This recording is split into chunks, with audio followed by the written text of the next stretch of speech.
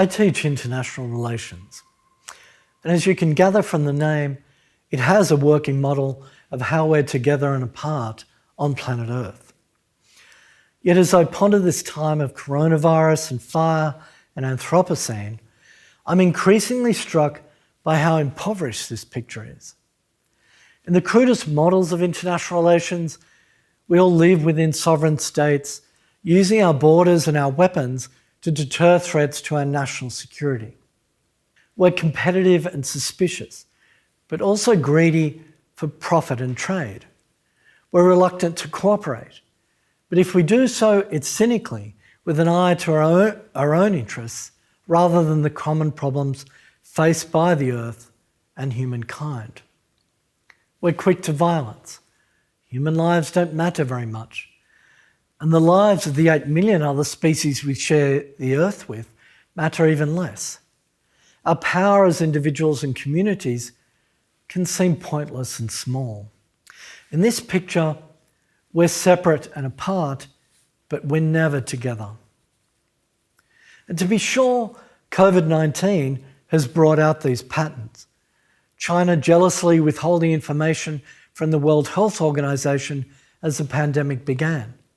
A nasty blame game between the US, its allies, and China. And the poor and people of colour dying at rates far beyond those with privilege and access to affordable healthcare. Governments have been forced to use spycraft and subterfuge to buy supplies of masks and PPE at inflated prices. Effective international cooperation is a mirage, and too many governments have failed to respect the power and evolutionary cunning of this most tiny of organisms. COVID-19 is also a symptom of the Anthropocene, this new epoch of the human domination over the living systems of planet Earth. The SARS-CoV-2 virus is similar to coronaviruses found in wild bats, and the highly trafficked and endangered pangolin, which sells for $300 a pound in China, is suspected as the bridge for its transmission to humans. 17 years earlier, the civet cat played the same role in the SARS outbreak. The increasing encroachment by humans on wild habitat is creating strange new risks and endangering the future of all life. In fact, the rapid loss of the Earth's biodiversity and animal abundance is one of the key markers of the Anthropocene, a crisis so grave that biologists now say that we are living through the 6th mass extinction of species. Other markers of the Anthropocene include the real prospect of runaway climate change, the dramatic terraforming of the Earth with dams, farms, concrete and bitumen, the pollution of our waterways, soils and oceans with plastics and chemicals, and the thousands of nuclear tests performed after the Second World War.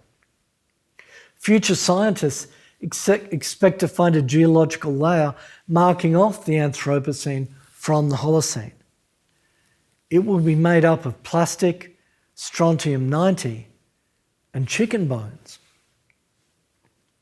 Now this picture of the Anthropocene can seem frightening and overwhelming. It is an epoch of much greater human vulnerability to the Earth as much as human power over the Earth. I felt this in Canberra as Australia burned last summer, under siege from fires so intense they were making their own weather. We woke to smoke so thick we couldn't see more than 100 metres. At night, as the air cooled, it would settle over the streets like a toxic blanket. It felt like the atmosphere, this thin layer of gases so crucial to planetary life, was itself trying to kill us. And sadly, it did indeed take many lives before their time. So in the face of this, how can we find a sense of agency and hope in the Anthropocene? How can we think about thriving in the Anthropocene? I think we can do this by thinking more about how we're connected and apart, about how even when we're apart, we are building new kinds of community and togetherness.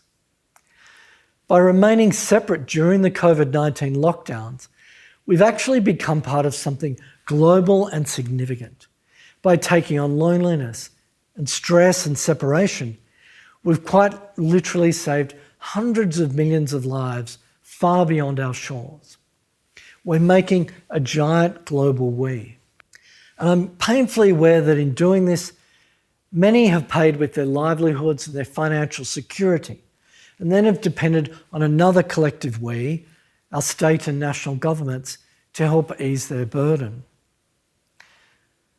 But I'm not sure our governments have eased their burden, have honoured that sacrifice, that gift to the community that everyone has made, and some much more than others. But even as we've become more separated during this crisis, we have found new ways to connect and see ourselves as part of something larger, something that touches every single human being. The Anthropocene poses a similar challenge. The Earth's social and natural systems are now so enmeshed that even small decisions affect the lives of people and beings on the other side of the Earth. Will we fill the tank with gas? Where will we direct our votes? Where will we buy insurance, save our money, buy our energy, or invest our superannuation? And by making such decisions, how can we make the lives of all the world's beings better and safer?